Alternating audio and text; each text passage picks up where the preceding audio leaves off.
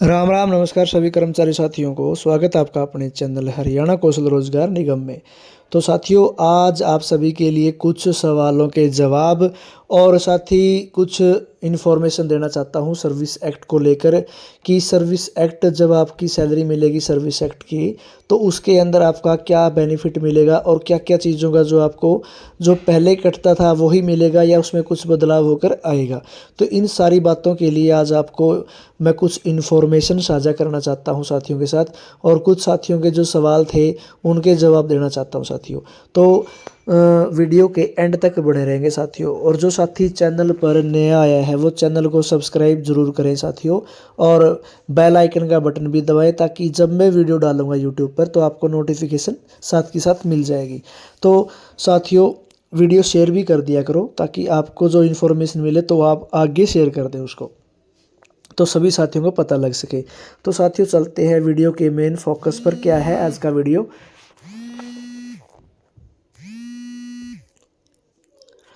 तो साथियों, जैसे कि देख लेते हैं, आप थंबनेल के ऊपर देख रहे हैं कि ईपीएफ या एनपीएस जीपीएफ क्या मिलेगा एक्ट के अंदर। ये भी काफ़ी सारे साथी सवाल पूछते रहते हैं कि हमारा क्या कटेगा सैलरी में एक्ट वाले के बाद, क्योंकि कुछ जो बेनिफिट मिलेंगे वो रेगुलर के बराबर मिलेंगे।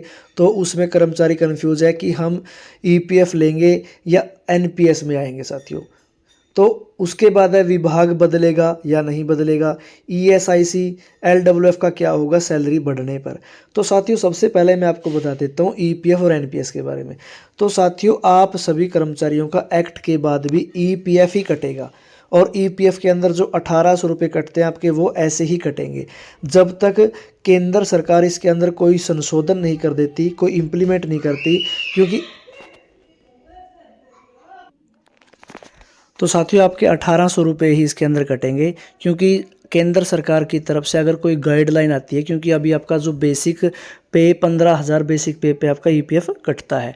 अगर केंद्र सरकार इसके अंदर कोई संशोधन करेगी, 21,000 करती है या 30,000 करती है, तो उसको हिसाब से आपका जो ईपीएफओ से 1800 कटने हैं उसकी अमाउंट बढ़ सकती है आगे, क्योंकि अभी 12.5% ही कटता है आपका ये सैलरी से।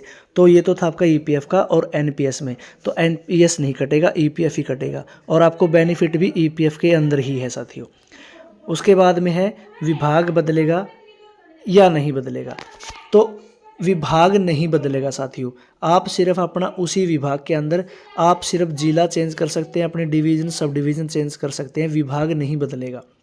फिर साथियों, ईएसआईसी और एलडब्ल्यूएफ से संबंधित है कि आपका ईएसआई और एलडब्ल्यूएफ है जो वो कैसे कटेगा।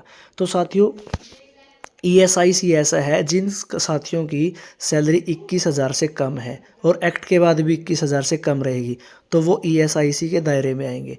और जो ईएसआईसी ऊपर है उनको मेडिकल में चिरायु योजना के तहत बेनिफिट मिलेगा मेडिकल का, तो जिनकी 21,000 से ऊपर है। तो दूसरी बात साथियों, एलडब्ल्यूएफ है।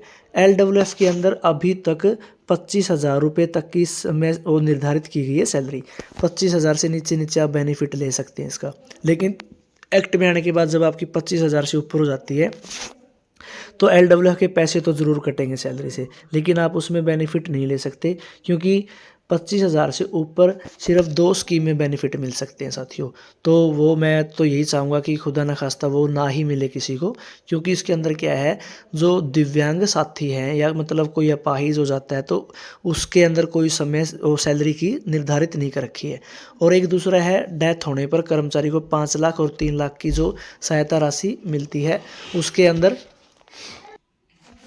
तो एलडब्ल्यूएफ के अंदर जब मतलब किसी कर्मचारी की अगर डेथ हो जाती है तो उसके अंदर फैटल नॉन फैटल देखा जाता है। अगर नेचुरल डेथ है तो उसके अंदर 3 लाख रुपए मिलते हैं, और अगर डिपार्टमेंट का काम करते मतलब ड्यूटी के दौरान डेथ होती है तो उसको 5 लाख की राशि मिलती है।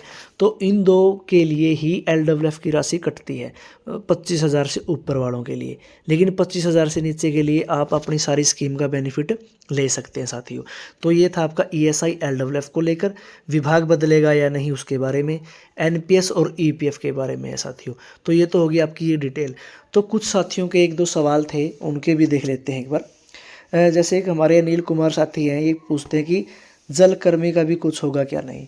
तो साथियों, जलकर्मी के अंदर जो साथी टर्म पॉइंट ही है वो अभी तक कौशल के अंदर नहीं गए हैं, तो उनको भी अभी एक्ट के अंदर नहीं लिया जाएगा। जो टर्म अपॉइंटी है कर्मचारी, सिर्फ वो जाएंगे जो HKRN के अंदर शामिल हो चुके हैं। उनके अलावा टर्म अपॉइंटी को एक्ट के अंदर शामिल नहीं किया जाएगा। उससे पहले उनको कौशल में शामिल किया जाएगा, और उसमें सरकार तय करेगी उनके लिए कि अब पोर्टल कब ओपन करेगी उसका। अगर पोर्टल ओपन करती है और आपका विभाग आपको उसमें जाने मतलब कंसेंट देते हो आप, तो आप उसमें चले जाओगे, उसके बाद एक्ट के अंदर जाओगे साथियों। तो ये है हमारे जो जलकर्मी साथियों के लिए। काफ़ी सारे साथी पूछते हैं, तो आप इसी में सुन लेना कि जलकर्मी में टर्म अपॉइंटी अभी एक्ट के अंदर नहीं जाएंगे। उसके बाद है साथी एक कोमल सलूजा, ये एजुसेट चौकीदार का क्या बना जी, 19-20 साल से वर्क कर रहे हैं। तो एजुसेट जो कर्मचारी हैं, एजुसेट कर्मचारी जो स्कूलों के अंदर चौकीदार हैं, ये एक्ट के अंदर नहीं आएंगे, चाहे वो 20 साल है, चाहे वो 15 साल है या 10 साल है, क्योंकि साथियों इनकी अभी तक कोई प्रावधान नहीं किया गया है इनका, और ये एक्ट के अंदर शामिल नहीं होंगे। इनके लिए मैं वैसे बता दूं, काफ़ी टाइम पहले ये 1000 सैलरी पर लगे हुए थे, लेकिन इनकी बाद में सैलरी 7000 हो गई थी। भारतीय मजदूर संघ की एक बैठक के अंदर इन कर्मचारियों की 1000 से 7000 सैलरी करवा दी गई थी, लेकिन अभी इनका एक्ट के लिए अभी कोई चर्चा में नहीं है। तो एजुसेट जो चौकीदार है वो अभी एक्ट के अंदर नहीं आएंगे। तो साथी ये एजुसेट के लिए था। उसके बाद है ज्योति पंचाल, ट्रांसफ़र कब तक हो गई सर? तो ट्रांसफ़र का ऐसा है, अभी जो पोर्टेड कर्मचारी हैं और एक फ्रेशर कर्मचारी हैं, जो पोर्टेड कर्मचारी हैं उन पोर्टेड कर्मचारियों के लिए अभी DDO चेंज करने का कोई ऑप्शन नहीं दिया गया है, और ट्रांसफ़र तभी हो पाएगी जब आपका एक्ट बन जाएगा। एक्ट में शामिल होने के बाद ट्रांसफ़र आप करवा सकते हो, उसमें DDO कोड का मैटर नहीं रहेगा, वो आपके अधिकारी लेवल पर आप अपनी ट्रांसफ़र करवा सकते हो, तो उसमें DDO कोड नहीं लगेगा। और जो रहते हैं हमारे फ्रेशर कर्मचारी हैं HKRN के, अगर उनको ट्रांसफ़र का ऑप्शन चाहिए है तो कौशल है वो कभी ऑप्शन देता है। अभी पीछे जुलाई तक में उस ऑप्शन आया था, तो उसमें ट्रांसफ़र जिसकी होनी थी हो गई है। उसके बाद अब HKRN पे डिपेंड है वो ट्रांसफ़र का ऑप्शन कब ओपन करेंगे। कुछ रेगुलर कर्मचारियों का तो अभी पोर्टल ओपन कर दिया है उनकी ट्रांसफ़र को लेकर। अब HKRN का देखना है कि वो ट्रांसफ़र कब तक ओपन करेंगे, वो होगी सिर्फ फ्रेशर कर्मचारियों की। तो ये था आपका सवाल। तो दूसरा है, राजीव जी ने बोला कि सर मार्केट कमेटी में लगे चौकीदार DO का कुछ होगा या हटा देंगे? तो जो चौकीदार और DO लगे हैं मार्केट कमेटी में HKRN के थ्रू, तो उनको समय के अनुसार और काम के अनुसार रख लेते हैं। पहले भी ऐसे हुआ था, जो DO और चौकीदार लगे थे उनको, जैसे कि मार्केट कमेटी के अंदर जब फसल का उठाते हैं और फसल नहीं आती है, तो मतलब उसमें ऐसा ही होता है। तो जब काम नहीं रहता तो उनको वहाँ से हटा देते हैं।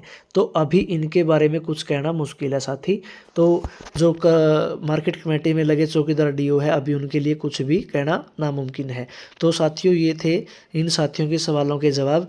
तो कल भी एक वीडियो के अंदर बाकी सारे साथियों के जो मेन से क्वेश्चन है साथियों के जेन्युइन है, उन सभी का आपको जवाब मिल जाएगा। और कल आपको सैलरी से संबंधित वीडियो भी बना के दूंगा साथियों। तो सभी साथी वीडियो को शेयर करेंगे, लाइक्स कमेंट करेंगे, चैनल को सब्सक्राइब करेंगे। धन्यवाद।